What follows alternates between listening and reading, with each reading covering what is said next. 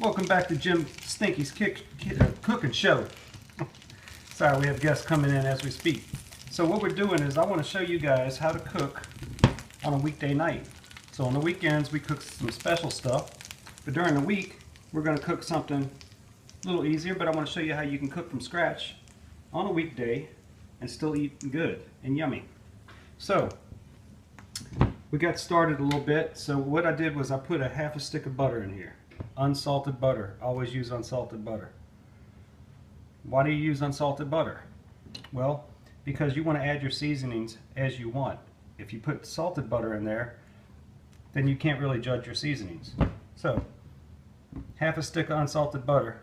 And what we're going to do, I'm going to show you how to make a white sauce.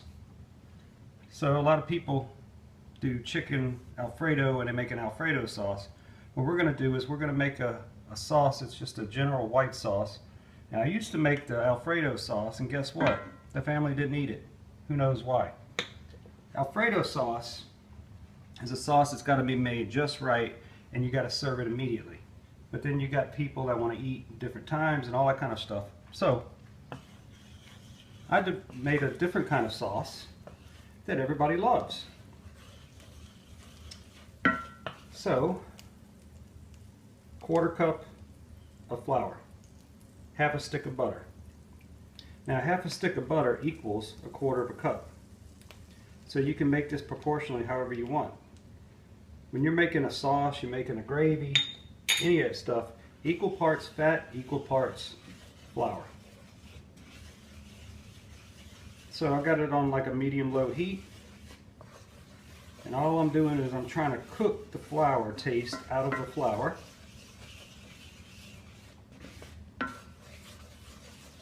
Anybody want to know what the difference between a white gravy and a dark gravy is?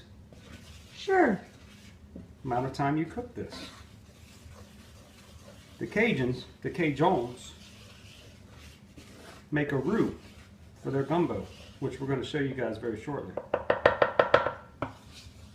And they cook and cook and cook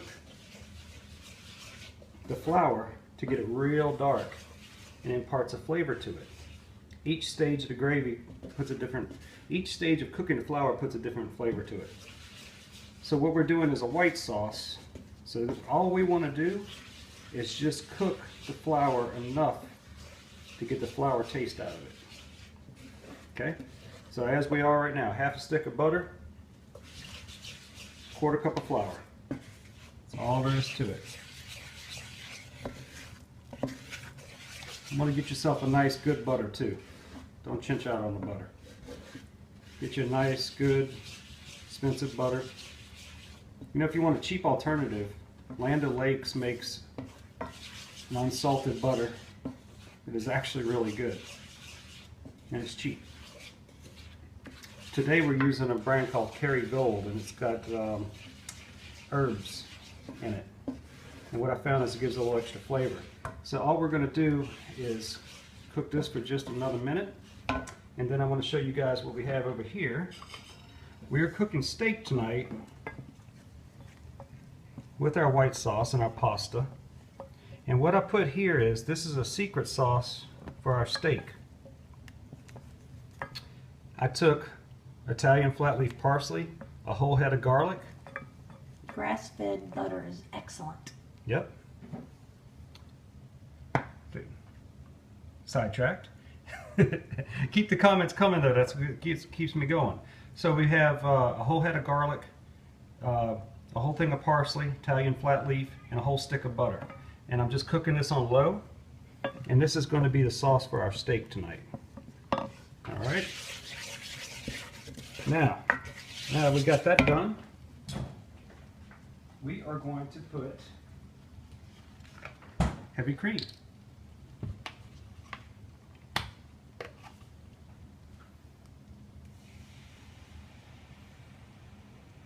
All right. So we're just going to do a little bit at a time. Let it kind of boil, thicken up. And you know how much to add. Oh, we have a guest. Hello, I'm on the air. So we know how much to add by how thick you want it. So we're just going to cook and add a little bit, cook and add a little bit until it gets the right consistency. So let me add a little bit more. Oh, bechamel. Yep. We're gonna kick it up a little bit in just a minute. All right, let's talk steak. This was a ribeye, a whole boneless ribeye. And what I like to do is I like to buy the whole piece of meat so I can cut it my own size. The thing you want to think about steak is we're going to get a good sear on it, and you like it nice and tender and juicy in the middle. If you get a thin piece of steak, by the time you get the outside seared and get that flavor on it, it's too cooked in the inside to give you good flavor. So I recommend strongly to get you a thick cut of meat.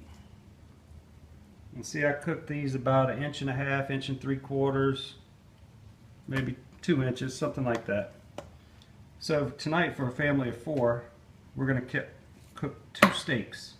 We'll cut them in half when we're finished. 1, 2, 3, 4. So I wanted to show you guys the rest of the piece of this meat. Now, think about steak. They have different grades of steak. They have choice, they have select, they have prime, and they have Kobe. So what's the difference between all the steaks? Well, there's a vast difference between all the steaks. Choice is the first.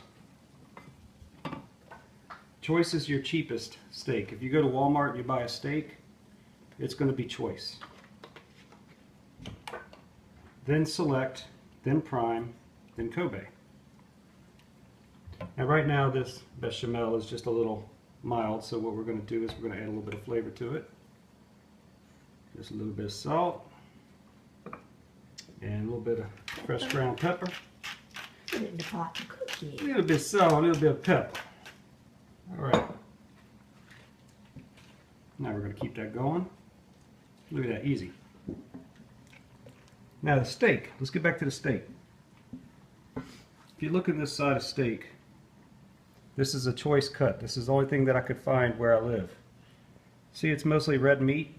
Not a lot of white, not a lot of fat in there. That's called choice. The more red meat is, the tougher the steak is going to be. So what happens is the USDA grades their meat and they do different assignments on it.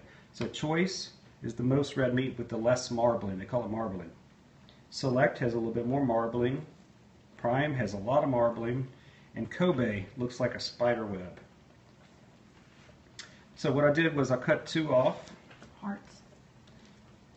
I have some fat on there. What we're going to do is just trim it. This is the same thing that a butcher would do. It's just a little cheaper to do it at home. So let's talk about Kobe steaks. I'm going to tell you a story about Kobe steak. So Kobe steak comes from cattle that are raised in Kobe, Japan, although they're starting to do it in California. And what they do is they take these cattle and they hand feed them, play classical music to them, and give them daily massages. These are called relaxed cattle.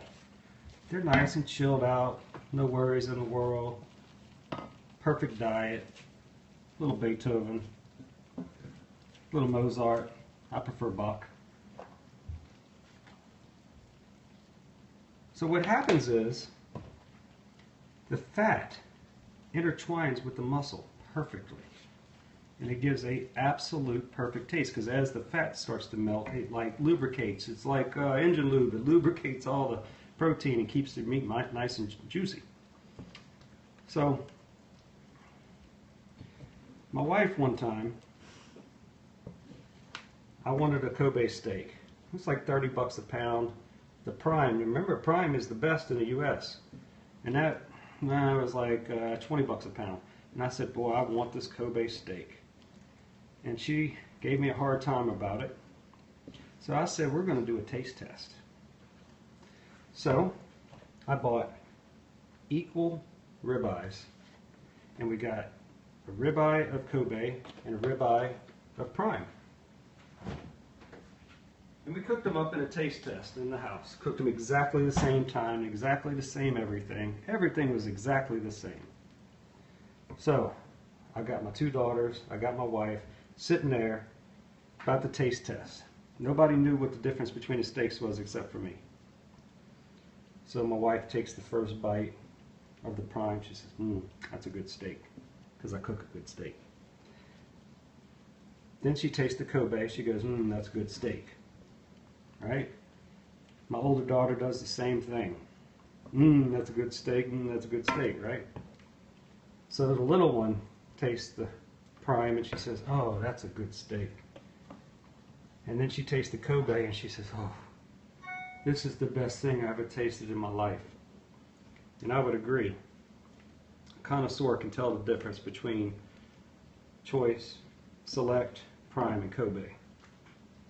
So this is a Monday night at the house. Nothing special. Just dinner on a Monday night. So we got a choice New York strip. Cut thick.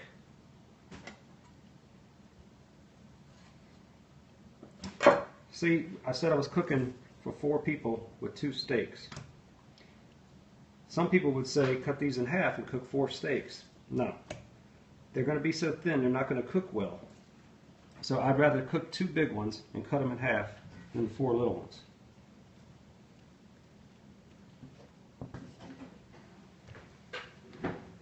Alright, so we're going to let that simmer. Now what we're going to do to this sauce is we're going to add some non-peril capers. And the difference between peril and non-peril just means smaller. That's all it is. We like the non-peril around here. But you add it at the very end. Gives it a little bit of a tang, a little bit of flavor. We're going to add some non-peril capers, a little bit of flat leaf parsley to make it pretty. Cook our pasta. Now, those of you who joined me the other night, we made fresh pasta. On a Monday night, maybe not so much. So I just get some fresh pasta.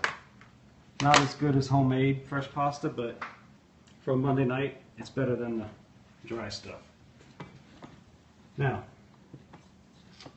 there's 2 types of meat that I marinate, or brine if you will. That's pork and that's chicken. Those 2, before you cook them, have to be brined. And later episodes will teach you how to brine and why we brine. But steaks, you see people that marinate them in vinaigrettes and all this kind of stuff.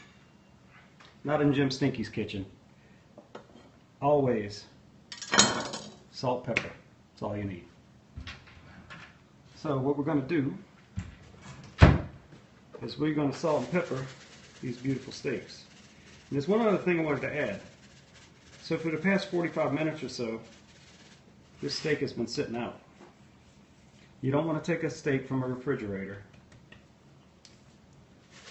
cut it and cook it. You got to let it rest. You got to let it chill out. And you want the center to be as room temperature as possible. Helps with the cooking process. Makes it nice and quick. Just a better cooking process altogether. I'm going to rub that salt in there. Okay.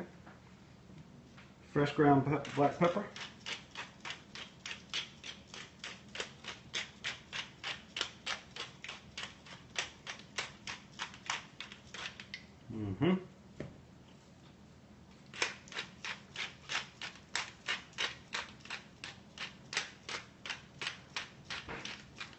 We good yet? All right. So what we're going to do is we are going to pause this for 5 minutes, and we're going to go outside on the grill, and I'll teach you about a Kamano grill and how to cook the steak. So we'll be back in 5 minutes. I know